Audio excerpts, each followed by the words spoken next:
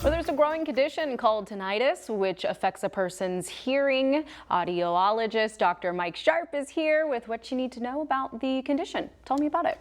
So tinnitus is a perception of sound that's in your ears that's not actually in the world around you. And a lot of times people will say ringing, but it's very different from person to person. They might hear locusts, they might call it crickets or cicadas, things like that. But in general, it's just the noise that you hear that's not actually in the world. Oh, wow. That's got to be a little bit troubling. But what kind of symptoms? Because that might be hard to gauge of what you're hearing. If it's just something, you want to attribute it to something outside, probably. Well, and they did. So what happened is recently, the reason why it's gotten big is Apple did this really big study and found a lot of people experience it. But for most people, it's temporary. So if you go to a concert, you're around loud noises, you might hear some ringing for a day or two and think, oh boy, that was pretty loud. And then it kind of goes away. Well, over time, people will say, now I'm hearing it, but it's not going away anymore. I'm hearing it every day. And so especially if you're sitting in a quiet environment and you hear lots of noise, then you're experiencing that.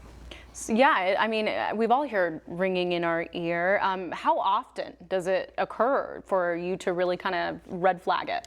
So a lot of times if it's happening pretty much daily or anytime you're in a quiet environment, that's the time to go get your hearing checked because it's usually a symptom of a shift in hearing.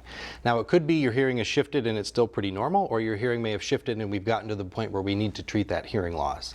And a lot of times by treating the hearing loss, you're giving the brain back the signal that it's trying to fill in, and you notice a reduction in that ringing.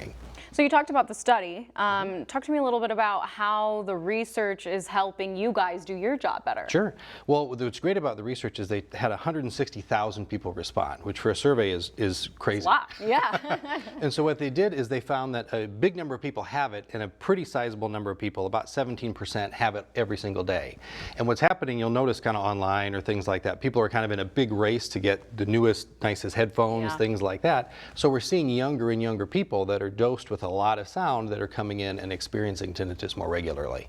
So if I have it or somebody out there has it, what are the next steps in treatment? Biggest step is to have your hearing evaluated. And so if you go, for example, at our offices at ASI Beltone, we see a pretty big number of people come in that'll say that's their first concern.